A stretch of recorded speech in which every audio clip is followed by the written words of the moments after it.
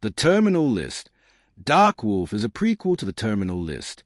It shows how Ben Edwards, played by Taylor Kitsch, becomes a darker figure we meet later.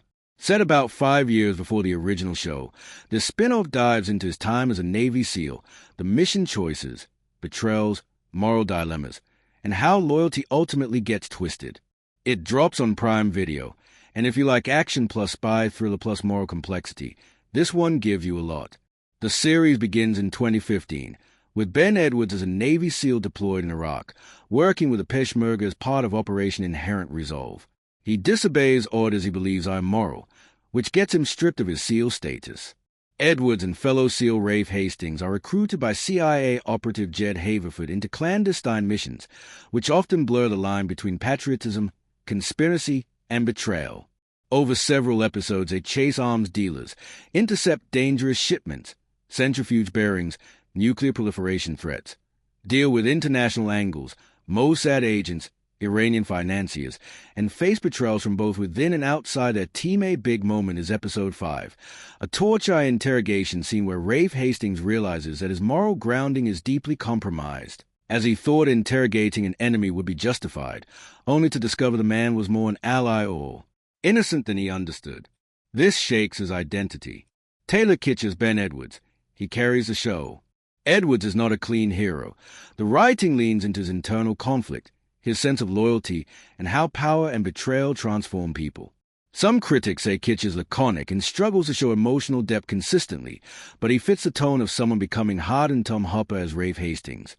Strong supporting character. His Edwards friend our teammate, but also a moral foil. His doubts, loyalties, and questioning of mission every step of the way give the show emotional tension.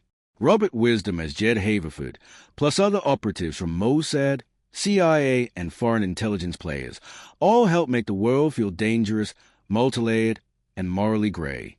The show leveraged technical advisors and actual veterans to get the military or spycraft parts right. Loyalty and brotherhood. One of the core themes is how SEALs and covert operatives see themselves bound by a brotherhood. But that bond is tested. Who do they trust when missions betray their own values? Morality and betrayal. The show really pushes how far someone can go under orders or under pressure before the right thing becomes clouded. Torture, betrayal, cover-ups, they're all part of the arc consequences of warfare, not just death or violence, but psychological isn't obvious. Also how political and intelligence agency interests interfere with justness. Weaknesses, criticisms. A plot can be disjointed. Some critics feel the story jumps.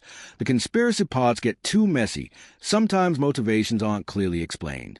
Lead performance criticisms. While Kitsch is solid, some say is too stoic, not giving enough range emotionally, making him hard to connect with at times. Not for casual viewers. If you didn't see The Terminal List or don't like moral or spy gray areas, might be confusing. Also, the slow moment between action could feel draggy. A Dark Wolf fills in gaps. If you like The Terminal List, this prequel adds background and color to Ben Edwards' transformation. But it's not quite the same punch. The revenge arc and emotional clarity of The Terminal List is replaced with blurrier shades of right-wrong. Sometimes that works well.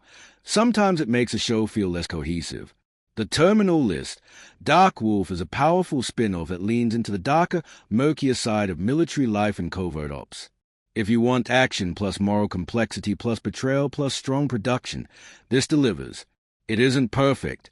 Some parts drag, some characters feel underused, and if you're expecting clean heroes versus villains, this does not give that.